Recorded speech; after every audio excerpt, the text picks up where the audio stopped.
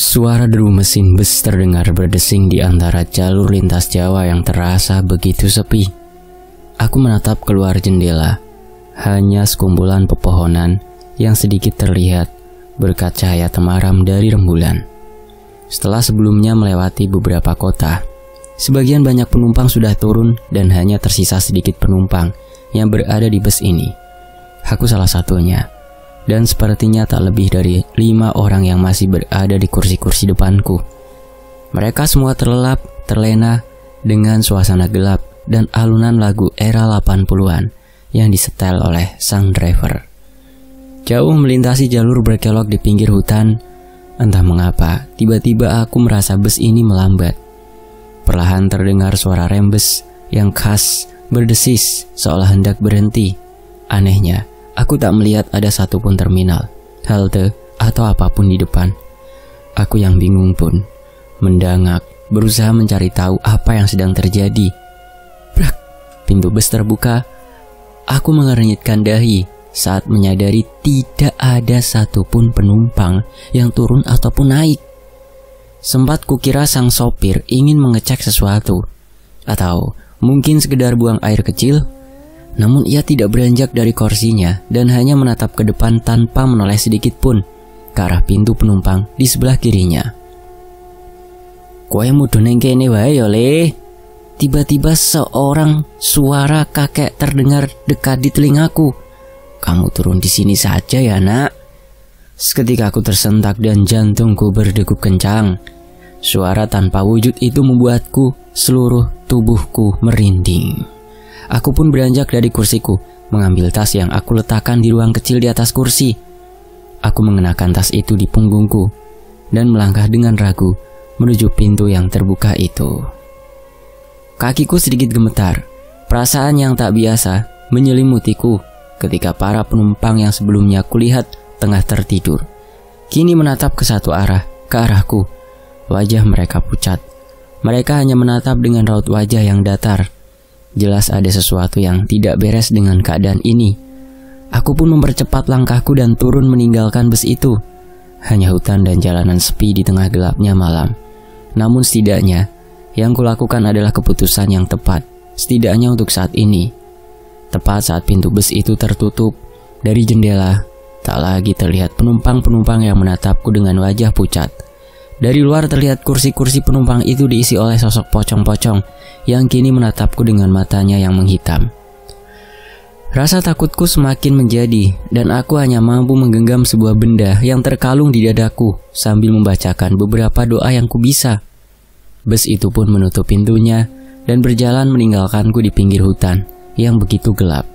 Tepat saat bus itu pergi, samar-samar terlihat seorang kakek berpakaian sorjan lusuh dengan rambut putih yang panjang.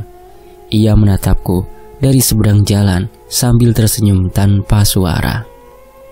Saat itu aku pun sadar bahwa aku belum lolos dari desa itu.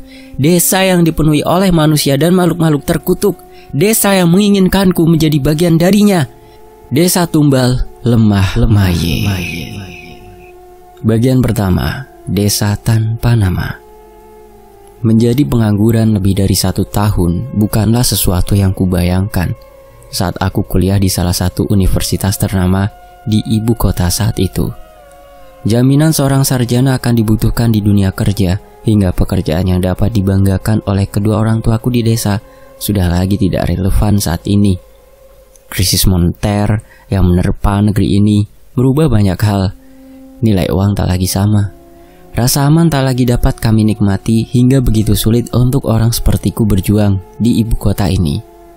Dipta Radita, sebuah nama yang diberikan oleh kedua orang tuaku dengan harapan bahwa aku akan menjadi orang yang bermanfaat untuk orang lain. Dipta Radita. Tapi sayangnya, keadaanku saat ini masih berbanding terbalik dengan niat mereka menyematkan nama itu. "Dipta, keluar nggak?"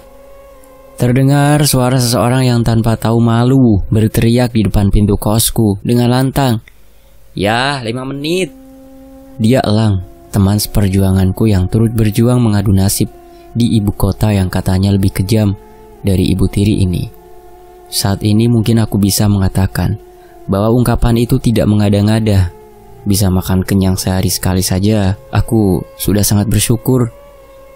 Aku mengganti celanaku dengan celana panjang yang robek di bagian lutut, dan mengambil gitar tua dengan satu senar putus yang belum sempat kuperbaiki.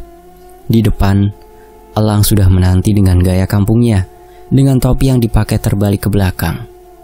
"Perempatan Pulau Mas?" tanyaku sambil mengikuti langkah kakinya. "Terminal aja, cari bis yang ke Klender." "Cari mati lu, ketahuan Bang Kohar, babak belur lagi kita." "Ya jangan sampai ketahuan lah, blow on," umpatnya sambil mengibaskan topinya ke kepalaku. "Ya inilah profesi kami saat ini. Profesi yang menyelamatkan kami agar bisa bertahan hidup di ibu kota yang sangat padat ini. Bukan aku ingin menyerah, namun aku masih berharap bahwa akan ada waktunya aku mendapatkan pekerjaan yang sesuai harapan kedua orang tuaku di kota ini." Dengan berhati-hati, kami menunggu beberapa puluh meter dari gerbang terminal.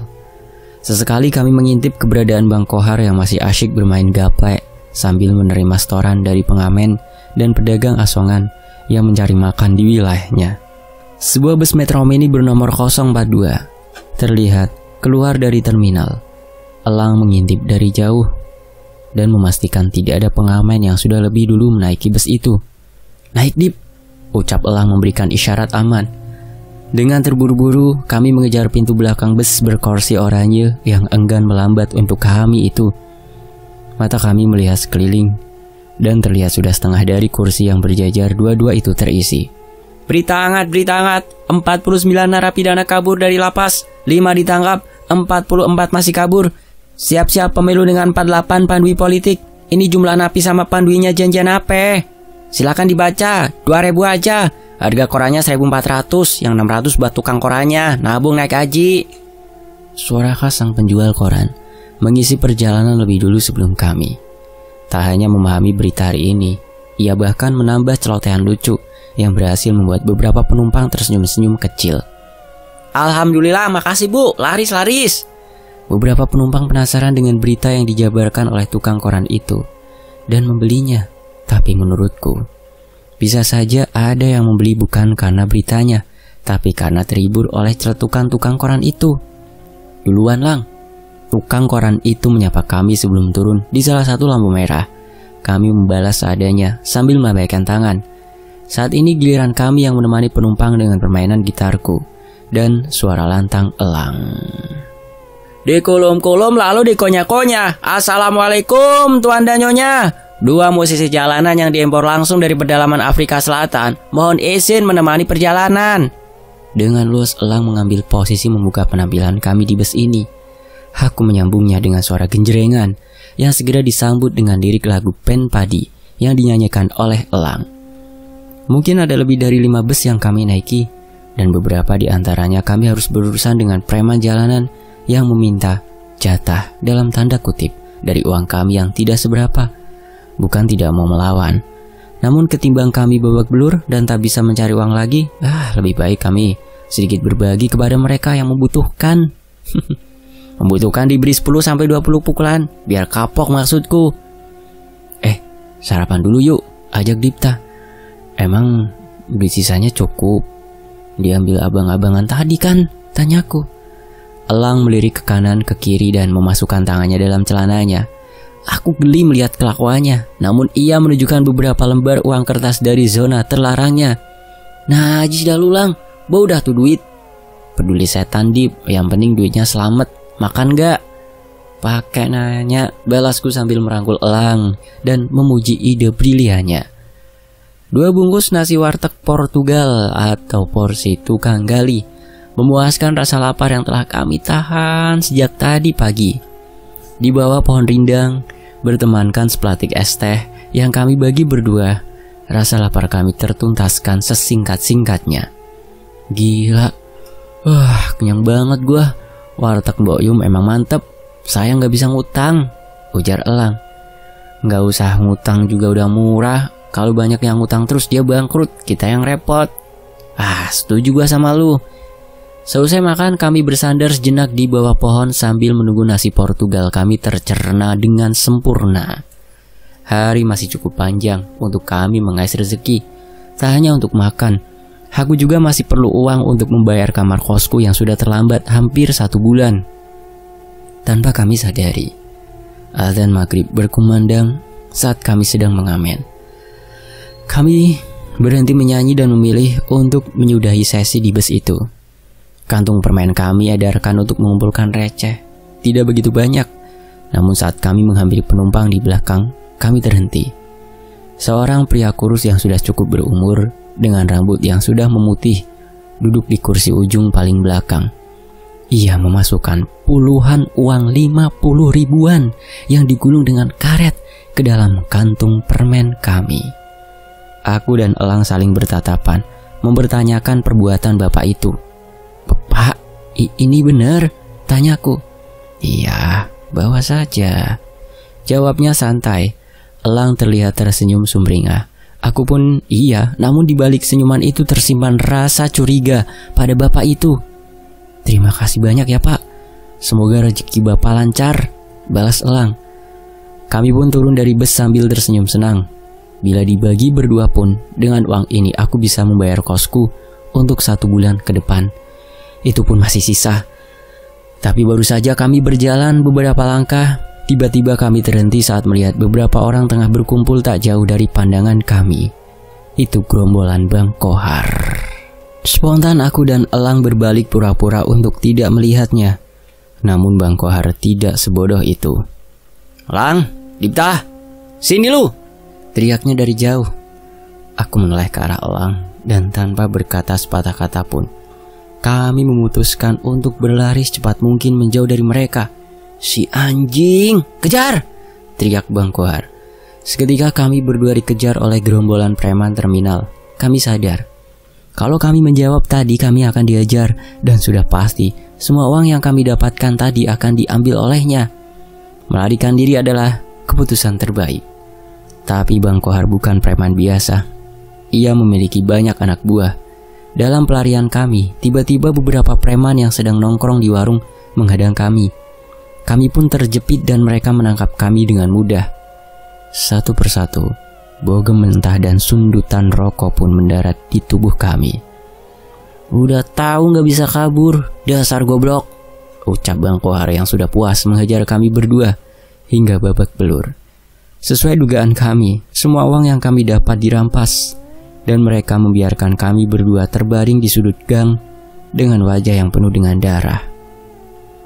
Mataku memar hingga sulit untuk terbuka. Namun aku masih bisa mendengar betapa senangnya Bang Kohar yang mendapatkan uang kami. Ia mengajak semua teman-temannya untuk mabok-mabokan dengan uang itu. "Sial, sial!" umpatku dalam hati. Aku berusaha berdiri, namun tubuhku lebih setuju untuk tetap duduk dan bersandar sejenak. Elang berusaha untuk berdiri. Ia mengambil topinya yang sudah terinjak-injak itu dan membersihkannya dari debu. "Gua balik duluan ya, Dip," ucapnya sambil melangkah dengan lemas. "Iya, besok ngamen lagi?" tanyaku. "Yah, lihat besok kalau kuat. Sama cari alat musik pengganti buat gitar lu juga tuh," balasnya sambil menoleh ke arah gitarku yang sudah pecah, buah perlakuan Bang Kohar dan anak buahnya. Aku hanya menghela nafas melihat gitarku dan berusaha untuk berdiri. Babak belur seperti ini sudah biasa bagi kami. Selama masih bisa berjalan, kami hanya bisa menahan rasa sakit kami dan menganggap kejadian ini tidak pernah terjadi. Elang pergi, namun aku masih memilih untuk tetap terduduk di sudut gang itu. Sudut ini semakin gelap saat malam menyelimuti langit. Saat itu aku meratapi keadaanku yang begitu menyedihkan. Bahkan menjadi seorang pengamen pun aku tidak bisa. Sehina itukah takdir yang Tuhan berikan kepadaku? Entah berapa lama aku melamun, tiba-tiba aku tersadar dengan tetesan hujan yang jatuh di wajahku. Masih bergumul dalam batinku pertanyaan-pertanyaan yang tak mampu kujawab. Apakah mungkin ini saatnya aku menyerah dan kembali membawa rasa malu ke kampung kedua orang tuaku? Saat aku melangkah kembali ke jalan, suasana mulai sepi. Tak ada orang yang melintas, dan suara kendaraan yang lalu lalang pun tak sebanyak biasanya. Namun, mataku terpancing pada sosok seseorang yang berdiri menggunakan payung dan menatap ke arahku di tengah hujan yang mulai deras. Wajahnya tidak asing. Saat aku mendekat, aku menyadari bahwa ia adalah sosok pria tua yang memberikan kami segulung uang di bus. Aku berjalan melintasinya sambil sedikit merunduk. Namun aku sadar wajahnya menoleh mengikutiku. "Kalian tidak sepantasnya diperlakukan seperti itu," ucap bapak tua tadi. Aku menghela nafas mendengar ucapan itu. Ya, bagaimana lagi, Pak? Namanya juga orang kecil. Aku ingin melanjutkan langkahku untuk segera pulang. Namun sebelum itu, bapak tua tadi menyodorkan sesuatu padaku. Segulung uang yang diikat dengan karet. Jumlahnya tidak jauh berbeda dengan yang kami terima tadi. Apa ini, Pak? Tanyaku bingung. Bapak itu tidak menjawab dan hanya menyodorkan uang itu padaku. Jelas ia meminta aku untuk mengambilnya. Namun saat itu aku merasakan sesuatu yang aneh. Entah mengapa aku tak bisa menjelaskan perasaan itu. Berbagai rencana terlintas di pikiranku saat melihat uang itu. Namun sepertinya uang itu adalah jalanku untuk menyerah. Aku akan melunasi tunggakan kosku dan kembali ke kampung ibu setelah ini. Aku pun meraih uang itu dan tanpa berkata sepatah kata pun, bapak tua itu berpaling dan meninggalkanku di tengah hujan yang deras. Kampungku terletak di salah satu kota terujung di Jawa Timur. Membutuhkan waktu sehari semalam untuk sampai ke sana dengan bus antar kota yang kunaiki sebelum ada tol Trans Jawa. Setidaknya aku memiliki sedikit waktu untuk memikirkan bagaimana aku menjelaskan keadaanku selama ini di ibu kota pada kedua orang tuaku. Setelah melunasi tunggakan kosku tadi, aku sempat mampir ke rumah Elang dan menceritakan tentang uang yang kudapat. Sama sepertiku, ia juga merasa aneh dengan bapak tua yang begitu dermawan memberikan uang itu pada kami begitu saja. Walau begitu, Elang tetap menerimanya dan mengantarkan keberangkatanku. Entah berapa lama lagi, namun aku sudah berjanji akan berusaha menyempatkan diri dan mampir menemuinya. "Istirahat makan malam, 30 menit!" Seorang kondektur berteriak mengumumkan alasan berhentinya bus yang kunaiki di rumah makan. Aku pun turun sambil membawa satu-satunya tas bawaanku untuk mengisi perutku sejenak. Sudah ada menu sederhana yang disediakan oleh PO atau perusahaan otobus tersebut untuk setiap penumpangnya. 30 menit terasa begitu singkat. Saat kondektur mulai mengumpulkan penumpang kembali, aku segera meninggalkan meja makanku dan naik kembali ke bus. Ada sesuatu yang aneh yang kurasakan saat itu. Aku menaiki bus dan berjalan menuju kursiku yang berada di baris belakang. Sudah ada penumpang yang duduk di kursi mereka masing-masing, namun wajah mereka semua terlihat pucat. Aku juga sempat menoleh kepada sopir bus, dan ia hanya menatap terpaku dengan wajah yang sama pucatnya. Aku berusaha untuk tidak memperdulikan hal itu dan kembali ke kursiku. Hari sudah malam. Hal terbaik yang bisa dilakukan hanyalah tidur dan berharap besok aku terbangun saat sudah mendekati terminal tujuanku. Tak, tak, tak. Di tengah tidurku aku terganggu dengan suara ketukan dari kaca jendela. Aku mencoba tetap tertidur dan mengabaikannya. Namun suara itu terus terdengar, seolah enggan untuk berhenti. Tak, tak. Mau tak mau aku pun membuka mata. Aku tersadar saat itu bus tengah berhenti dan mesin tidak menyala. Aku mengintip keluar jendela mencoba mencari asal suara itu. Dan saat itu terlihat sebuah tulisan di jendela yang bawah dengan embun, "Lemah mayit." Aku yang awalnya masih setengah mengantuk segera terjaga melihat tulisan itu. Sempat kukira itu adalah perbuatan orang iseng. Namun saat aku melihat ke arah lain, sesuatu yang aneh terjadi. Aku duduk seorang diri di kursi sepasang. Di sebelahku juga hanya ada seorang penumpang wanita yang duduk di dekat jendela. Aku menoleh ke arahnya dan menyadari dia bukan penumpang yang sama dengan sebelumnya. Terlihat penumpang itu tertawa-tawa kecil sambil menunduk dan menutupi wajahnya dengan rambutnya. Saat itu jantungku benar-benar berdegup kencang. Aku merinding. Ada sesuatu yang tidak wajar. Dengan menahan rasa takutku, aku sedikit berdiri mengintip keadaan penumpang lainnya. Saat itu wajahku pucat seketika. Hampir dari setengah penumpang yang menempati bus ini tidak memiliki kepala. Aku tidak percaya dengan apa yang kulihat dan mencari keberadaan sang sopir, dan yang kutemukan adalah sosok makhluk hitam berbulu yang menguasai kursi pengemudi itu. Setan! Setan! Aku mencoba berteriak, namun suaraku tertahan di tenggorokanku. Merasa tidak mungkin berada di tempat ini lebih lama, aku pun buru-buru mengambil tasku dan meninggalkan tempat dudukku menuju pintu keluar di belakang. Pergi, aku harus pergi meninggalkan bus ini. Tidak mungkin aku terus berada di bus yang berisi makhluk seperti ini. Kakiku lemas. Aku terjatuh saat menuruni bus itu. Namun, tepat setelah langkah terakhirku meninggalkan bus, mesin bus itu menyala. Bus itu pergi meninggalkanku di jalan tanah yang dikelilingi hutan. Gelap. Tak ada sedikit pun penerangan yang ada di tempat ini. Hanya cahaya bulan yang sedikit membuatku mampu melihat apa yang ada di sekitarku. Pohon-pohon dan beberapa batu besar yang mungkin dijadikan sebagai penanda. Sejenak aku bingung dengan apa yang harus kulakukan. Aku berjalan tanpa arah, berusaha mencari petunjuk untuk segera meninggalkan tempat ini. Sayangnya, walau telah berjalan cukup lama, tak ada hal lain yang kutemukan selain pepohonan. Sempat aku berpikir untuk berhenti dan menghabiskan malam di pinggir jalan, dan berharap saat pagi datang ada kendaraan yang melintas. Mungkin aku bisa menumpang menuju terminal terdekat nanti. Tapi sebelum aku memutuskan, terlihat cahaya dari salah satu sisi hutan. Aku mencoba melihat dengan jelas, dan secara sekilas terlihat nyala obor dari sana. Rasa penasaran membuatku memasuki hutan dan menyadari bahwa cahaya itu berasal dari sebuah desa. Aku sedikit lega melihat desa itu dan memilih untuk berjalan ke sana. Setidaknya, aku bisa sedikit lebih aman berada di sana dibanding terlantung-lantung di pinggir jalan. Ada sebuah gapura desa tua yang sudah rusak dan hanya diperbaiki seadanya.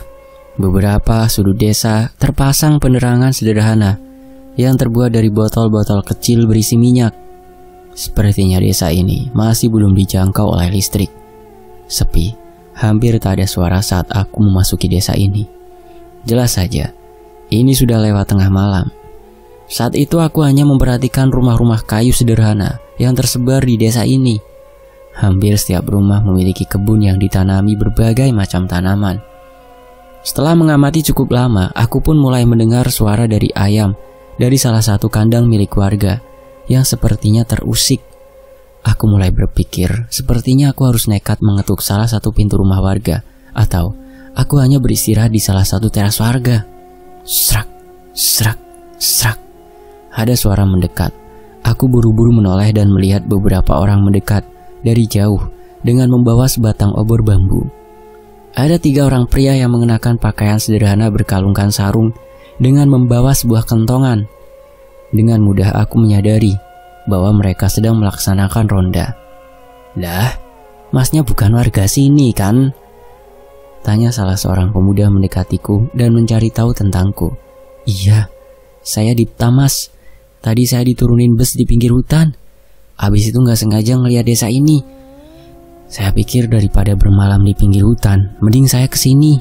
Aku mencoba menjelaskan. Walah, kasihan masnya. Biar istirahat di balai desa saja, balas pemuda lainnya. Boleh mas, saya berterima kasih banget kalau boleh. Alah, jelas boleh lah mas. Saya Karto. 2 teman saya ini Yatmo dan Paidin. Kita anterin ke sana mas. Masih ada kopi hangat juga nih, ucap seseorang yang mengaku bernama Karto itu. Balai desa tidak begitu jauh.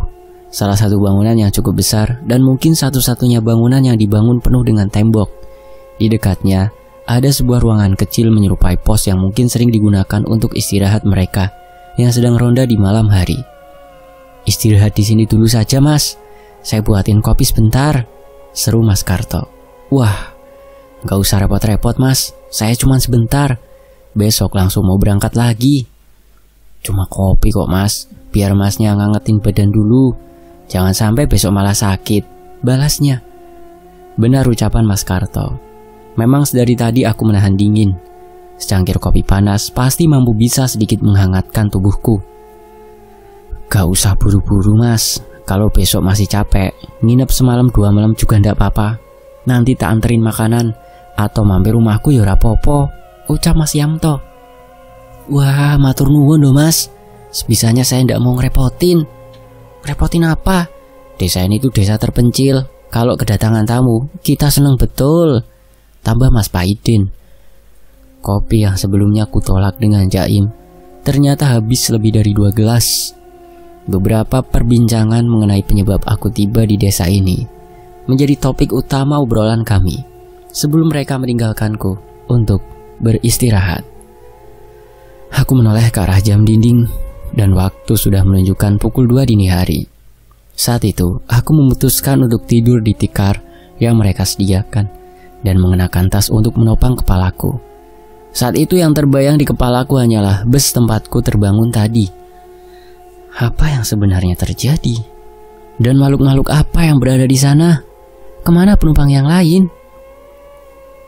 Di sisi lain, cahaya matahari yang lolos dari kisi-kisi jendela berhasil menyentuh garis mataku dan membangunkanku. Aku tersadar pagi sudah hampir habis dan tidak ada seorang pun yang membangunkanku. Aku duduk dan mengamati sekitar, mencoba mengingat kembali apa yang terjadi semalam. Dari luar sudah terdengar suara warga yang beraktivitas. Aku meninggalkan tikarku dan membuka pintu untuk melihat keadaan sekitar. Di meja dekat pintu sudah tersedia gelas dan termos yang masih baru bersama nasi, lengkap bersama dengan lauk pauknya. Benar-benar warga desa ini. Sudah lama aku tidak merasakan keramahan seperti ini di ibu kota. Aku mencuci muka sebentar dan menikmati nasi dengan lauk oseng kacang panjang dan ikan asin. Teh yang masih hangat melengkapi pagi yang terasa sempurna untukku saat itu. Mas Dipta, sudah bangun? Tegur Mas Yamto yang melintas dengan sepedanya dan berhenti sejenak. Terlihat ada beberapa ayam yang digantung di keranjang belakang sepedanya. Sepertinya itulah keseharian Mas Yamto. Sudah mas, terima kasih lauknya, ucapku. Tadi Pak Iden yang nganterin. Santai dulu saja mas, nanti habis nganter ayam saya mampir, ucapnya. Iya mas. Pagi itu seketika niatku untuk bergegas meninggalkan desa tertahan. Pemandangan tenangnya, suasana desa, dan lalu lalang warga desa yang ramah membuatku begitu nyaman. Monggo mas. Lamunanku terpecah dengan melintasnya seorang gadis desa di hadapanku. Ia sedikit menunduk sambil membenahi rambut poninya yang panjang. Monggo, balasku singkat. Namun aku tak sadar mataku sulit terlepas dari wanita yang manis dan ayu itu. Ia terlihat begitu sederhana, dengan kebaya desa yang sudah jarang dikenakan oleh masyarakat zaman sekarang. Bahkan di desaku, jarik dan kebaya hanya dikenakan oleh mbah-mbah yang sudah sepuh, tapi tidak di desa ini. Asri namanya, anaknya Pak Eko. Nanti kenalan saja, ucap Mas Karto, yang tak kusadari tiba-tiba sudah berada di dekatku. Enggak mas, enggak, ucapku. Halah, santai mas, namanya anak muda. Aku benar-benar malu saat itu. Mas Karto memergokiku sedang menatap Asri tak berkedip. Namun sepertinya Mas Karto menanggapinya dengan santai. Saat itu Mas Karto mengajakku untuk berkeliling desa. Jujur saja, sejak melihat suasana pagi desa dan bertemu Asri, aku mulai tertarik dengan suasana desa ini. Aku pun izin untuk mandi sejenak dan mengikuti kemana Mas Karto mengajakku. Tak ada yang berubah dari desa ini dengan semalam yang kulihat. Hanya saja, cahaya matahari yang menembus dedaunan membuat hampir setiap sudut desa terlihat indah. Bangunan kayu yang semalam terasa seram justru terlihat sederhana dan nyaman. Nyuci bude, tegur Mas Karto pada seorang ibu yang melintas. Iyo le. Ibu itu melihatku dan sedikit menunduk. Sepertinya arah yang ia tuju adalah arah sungai tempat ibu-ibu mencuci pakaian dan bebersih. Sudah ada sumur kan? Kok masih pada nyuci di sungai? Tanyaku. Namanya ibu-ibu, sudah kebiasaan dari dulu. Di sungai biasanya sambil ngerumpi. Lagian belum semua warga di sini punya sumur mas. Aku mengangguk-angguk mendengar jawaban Mas Karto. Sebenarnya ada sedikit hal di desa ini yang terlihat sedikit berbeda. Hampir di setiap rumah memiliki ornamen yang sama. Ada patung Gupolo yang menghiasi gerbang rumah mereka. Beberapa ukiran di pintu-pintu rumah pun terlihat hampir serupa. Yang paling menarik perhatianku, desa ini memiliki sebuah patung yang menjadi tugu tak jauh dari balai desa tempatku menginap. Tidak ada masjid atau tempat ibadah lain di desa ini. Sepertinya seluruh warga menganut agama kepercayaan yang sama yang aku sendiri belum mengerti. Kesimpulanku itu berdasarkan penemuanku akan keberadaan beberapa tungku yang digantung di beberapa pohon di sekitar desa ini. Mas Dipta ya, seorang menyambutku. Saat kembali tiba di balai desa, Mas Karto memperkenalkan bahwa orang itu adalah kepala desa. Ia memperkenalkan dirinya dengan nama Pak Jumadi. Maaf ya Pak, saya sampai merepotkan, ucapku. Walah, enggak Mas, kami senang ada yang mampir ke desa. Jarang sekali ada yang mau mampir ke desa kami, kata orang-orang yang datang. Di sini tidak ada apa-apa, balasnya sambil tersenyum ramah. Ya, tidak ada yang salah dengan apa yang pendatang lain katakan. Hampir tidak ada nilai ekonomi yang bisa dilirik dari desa ini. Bahkan program listrik masuk desa pun belum sampai di desa ini. Tapi untukku yang sudah jenuh dan putus asa dengan kehidupan di ibu kota, tempat ini benar-benar memberi suasana yang baru. Mas, malam nanti nginep di mana? Di rumah saya saja, tawar Pak Jumadi. Mas Dipta sudah saya minta izinkan untuk menginap di rumah Mbak Yasmi Pak, potong Mas Karto. Loh, aku belum memutuskan akan menginap atau tidak. Bisa-bisanya Mas Karto sudah mencarikanku tempat menginap. Wah Mas, saya nggak mau ngerepotin lagi. Kalau bisa saya minta tumbangan ke terminal terdekat, balasku. Nggak usah, nggak enakan Mas, santai dulu saja. Mbak Yasmi seneng banget pas tahu ada yang mau menginap, ucap Mas Karto. Wah iya Mas, Mbak Yasmi hidup sendiri, tapi rumahnya salah satu yang paling nyaman di desa ini. Masakannya enak loh, nginep dulu aja sebentar lagi, tambah Pak Jumadi. Apa nggak apa-apa Pak? Aku memastikan. Gak apa-apa, kamu mau jadi warga desa ini juga kami malah seneng. Dalam hati aku berpikir, ternyata masih ada orang-orang seperti mereka yang begitu ramah dan tulus. Tapi tidak mungkin aku menumpang seterusnya di desa ini. Setidaknya mungkin menetap sementara di sini bisa menenangkan pikiranku. Mas Karto mengantarkanku ke salah satu rumah warga yang bernama Mbah Yasmin. Benar ucapan Pak Jumadi, rumah Mbah Yasmin memang terlihat cukup nyaman dengan halaman yang luas dan terawat. Bah, ini Mas Dipta, Mas Karto memperkenalkanku. Oh alah Le, masih muda juga. Ayo masuk. Rumah Mbah ndak gitu bagus, tapi mudah-mudahan kamu bisa betah, sambut Mbah Yasmin. Mbah, ini sih nyaman banget Mbah. Saya yang gak enak jadi ngerepotin. Walau dipanggil Mbah Yasmin tidak setua yang kukira. Justru wajahnya masih seperti ibu-ibu umur 40-50-an. Sepertinya ada alasan khusus sampai ia dipanggil dengan sebutan Mbah. Aku melihat rumahnya yang benar-benar terawat. Cukup luas dengan 3 kamar. Tapi menurut Mas Karto, Mbah Yasmin tinggal sendirian sejak anak-anaknya tak lagi hidup bersamanya. Kamarnya di sini ya, sudah Mbak beresin. Dibetah-betahin yole. Kamar Mbah yang di ujung. Kalau butuh apa-apa ngomong aja sama Mbah, ucapnya. Aku benar-benar berterima kasih pada Mbah Yasmin. Ia benar-benar menyambutku. Sebenarnya awalnya aku sedikit kepikiran. Biasanya kalau menginap di rumah-rumah seperti ini, ada kata-kata penutup seperti, jangan sekali-kali kamu masuk ke kamar yang ada di ujung. Plak, ngelamunin apa? Tanya Mas Karto menepuk pundakku. Enggak Mas, kamarnya nyaman, besar pula. Kamar kos saya aja cuma setengahnya kamar ini, ucapku. Ya sudah, saya tinggal dulu ya. Ingatkan rumah saya di mana? Iya Mas, balasku sambil mencoba mengingat jalan yang ditunjukkan olehnya barusan. Mas Karto pun menitipkanku pada Mbah Yasmin. Aku mengantarkannya keluar dan sebelum dia pergi, ia mendekat dan membisikkan sesuatu padaku. Saya lupa ngasih tahu. Mas Karto menunjuk ke arah rumah di depan Mbah Yasmin. Di sana, terlihat ada seorang gadis yang baru saja sampai dan masuk ke rumahnya.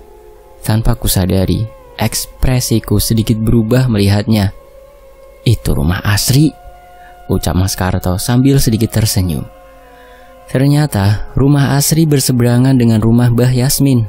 Bahkan dari jendela kamar yang kutempati, aku bisa melihat dengan jelas keadaan rumah asri.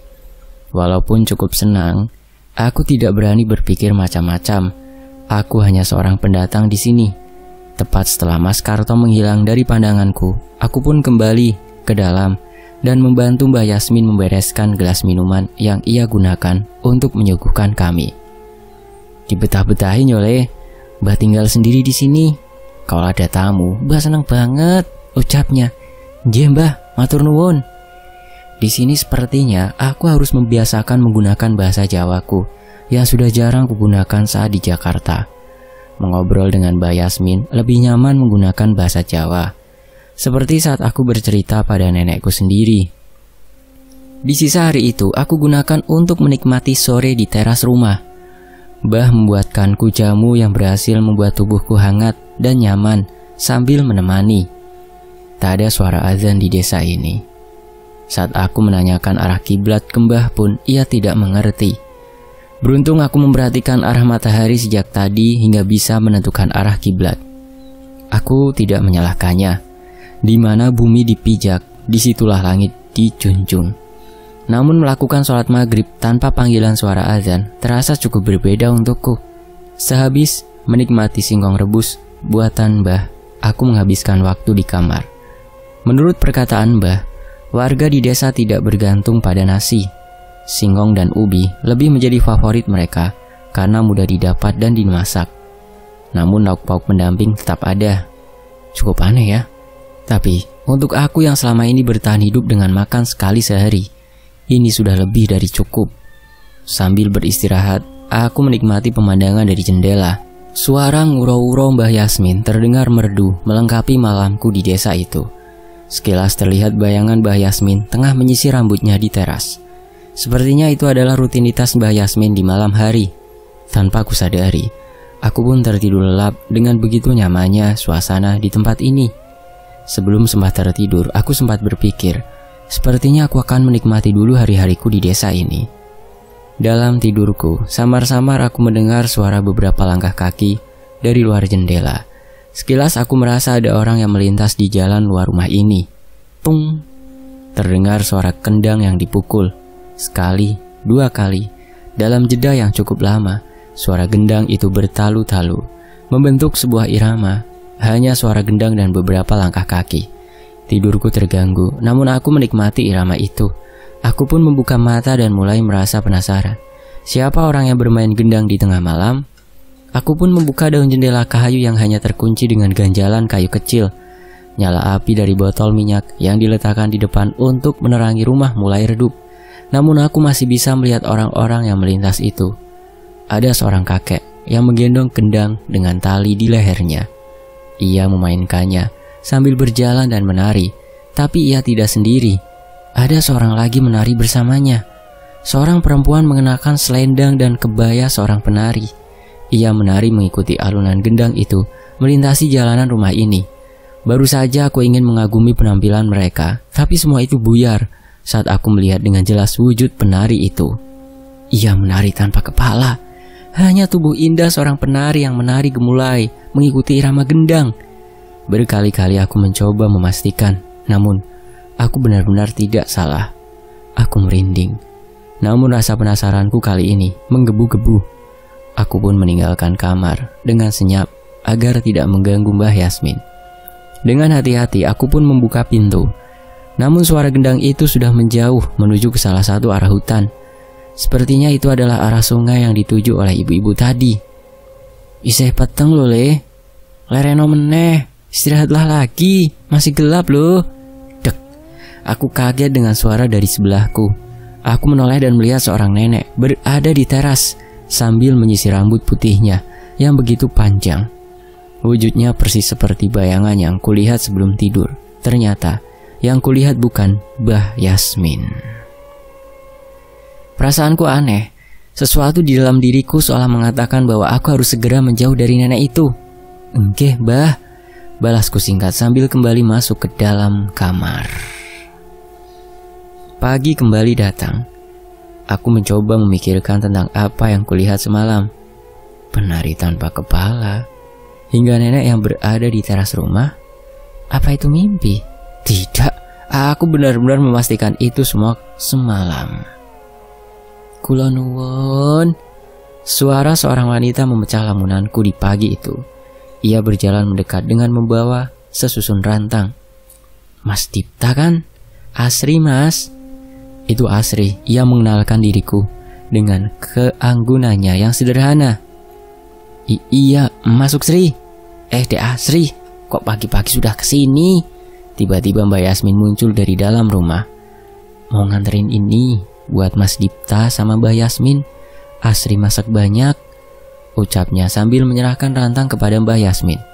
Ya ampun, pakai repot-repot. Mbah baru mau potong ayam. Repot apanya Mbah? Asri seneng kalau ada yang mau nyicipin masakan Asri, ucapnya. Saat itu aku terkesima dengan perangai Asri. Tutur kata, tingkah laku, dan kesopanan khas gadis desa benar-benar membuatku kagum. Jelas makhluk seperti Asri tidak akan bisa kutemukan di Jakarta. Matur nuwun ya Dek Asri, ntar mas icipin. Iya mas, kalau senggang mampir aja ke rumah, nanti Asri kenalin sama ibu. Iya Sri, nanti mas mampir. Asri pun pamit sambil mencium tangan Mbah Yasmin dengan sopan. Entah aku tak bisa berhenti terkesima dengan tutur kata dan gerak-gerik Asri yang begitu sederhana. Ayo leh, makan dulu, ajak Mbah Yasmin. Pagi itu aku menikmati sayur lodeh masakan Asri. Sesuai dugaanku, masakan orang secantik Asri tidak mungkin tidak enak. Aku bahkan menikmatinya hingga lupa ingin menanyakan kejadian semalam pada Mbah Yasmin. Merasa tidak mau terlalu menjadi beban, pagi itu aku membantu Mbah Yasmin membersihkan kandang ayam dan menyirami tanaman di kebunnya. Mungkin bantuanku tidak seberapa, tapi setidaknya aku menunjukkan sedikit etika ketika menumpang di rumah orang. Lewat tengah hari, aku kembali menghabiskan waktuku dengan berkeliling desa. Masih banyak tempat-tempat yang membuatku takjub, seperti keberadaan pohon-pohon tua yang begitu dijaga di desa ini. Namun ada satu hal yang menarik perhatianku, pemakaman. Di salah satu ujung desa ada pemakaman yang tak terurus. Rumput tumbuh dengan tinggi, dengan nisan-nisan yang sudah berlumut dan mulai retak. Yang membuatku terhenti di sana adalah bentuk-bentuk nisan di pemakaman itu. Nisan itu menunjukkan bahwa jasad yang terkubur di sana adalah jasad dari berbagai agama. Hal itu sedikit kontradiktif dengan desa yang tak memiliki tempat ibadah ini. Pemakaman ini sudah ada jauh sebelum desa ini ada. Kalau pemakaman warga ada jauh di dalam hutan.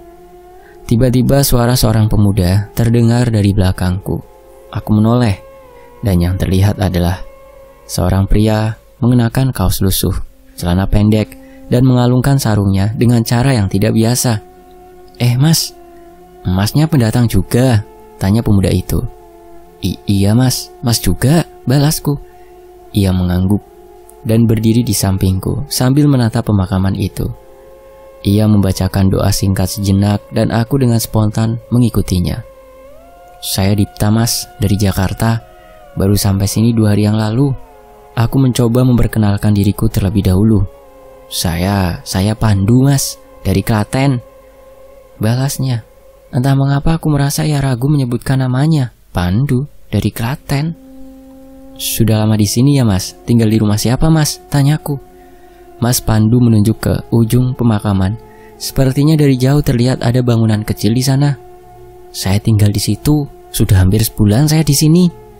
Sendirian mas? Ia mengangguk. Kenapa ndak di rumah warga saja? Aku penasaran. Ndak apa-apa mas. Pengen aja di sana. Jawaban Pandu cukup misterius untukku. Mungkin ia memang memiliki beberapa hal yang tak bisa diceritakan. Aku sempat menceritakan bahwa mungkin aku akan meninggalkan desa dalam beberapa hari. Namun reaksi Pandu cukup membuatku khawatir. Ia mengatakan bahwa tidak mudah untuk meninggalkan desa ini. Desa ini terlalu terpencil dan untuk kendaraan melewati desa ini sepertinya sangat jarang. Aku masih megang uang sih mas. Siapa tahu ada salah satu warga desa ini yang mau mengantarkan jika dibayar. Siapa tahu masnya mau bareng. Ucapku sambil menunjukkan sisa gulungan uang yang masih diikat dengan karet. Melihat uang itu, tiba-tiba raut wajah Pandu berubah. Ia mendekat dan mengangkat pergelangan tanganku. Kenapa mas? Mas dapat uang ini dari mana? Tanya Pandu. Ada bapak-bapak yang cukup tua memberikan kepada saya sewaktu mengamen, jawabku. Pandu melepaskan tangannya dan meminta maaf padaku. Sudah tidak apa-apa, balasnya. Aneh, tingkah laku Pandu benar-benar aneh saat itu. Tapi memang sudah banyak hal aneh yang kulihat saat tiba di desa ini. Walau desa ini punya kepercayaan yang berbeda dengan kita. Jangan pernah tinggalkan ibadah ya mas. Kalau ada apa-apa, masnya bisa cari saya di gubuk itu. Mohon maaf, saya harus pamit, ucapnya. Iya mas, terima kasih. Pandu pun memasuki pemakaman itu dan menghilang di antara ilalang-ilalang yang tinggi. Satu hal yang pasti, bertemu dengan Pandu membuatku kembali merasakan keanehan pada desa yang sudah membuatku nyaman ini. Aku kembali memasuki desa, dan tanpa terasa langit sudah mulai memerah. Sepertinya sore ini desa cukup ramai. Cukup banyak orang yang berlalu lalang. Sepertinya mereka baru saja menyelesaikan kegiatan sehari-harinya. Mas Dipta, dari mana? Asri melintas dengan menenteng sebuah keranjang. Habis jalan-jalan aja. Ini mau pulang kok. Jawabku berharap Asri ingin berjalan pulang bersama denganku. Ya udah bareng aja. Yes, Gayung bersambut. Sore itu kami menghabiskan senja dengan berjalan berdua menuju rumah. Saat melewati balai desa Asri, berhenti sejenak. Oh iya, nanti malam ada acara di sini. Ada yang pentas juga. Temenin Asri mau nggak mas? Ucapnya. Acara? Di sini? Asri mengangguk. Memang ada beberapa perbedaan ornamen di tempat ini. Sudah ada beberapa janur dan kain-kain merah yang dilampirkan di pohon-pohon. Namun tidak ada panggung atau dekorasi yang terlalu meriah. Boleh aja Sri, balasku sambil menahan rasa senangku agar wajahku tidak terlihat memalukan di hadapan Asri. Memangnya acara apa? Asri menunjuk ke arah sebuah bangunan batu setinggi 2 meter yang berbentuk seperti kuil. Sudah ada banyak sesaji dan dupa di sana. Ukiran patung-patung menghiasinya sebagai ornamen. Namun semakin aku memperhatikannya, semakin terlihat ada sesuatu janggal. Di bagian tengah bangunan itu ada tempat meletakkan persembahan. Sudah ada beberapa nampan berisi bunga sesaji di sekeliling sesuatu yang dijadikan persembahan itu. Tapi bentuk persembahan yang diletakkan di sana benar-benar tidak biasa. Aku mendekat, dan saat itu tiba-tiba keringat dingin mengucur saat aku melihat wujud persembahan itu. Itu kepala manusia? Tanyaku sambil menoleh ke arah Asri. Asri pun mengangguk. Malam ini acara untuknya. Kita akan mengantarkan dia menuju kesempurnaan. Balas Asri sambil tersenyum. Seolah tidak ada yang aneh dengan keberadaan kepala manusia di kuil batu itu.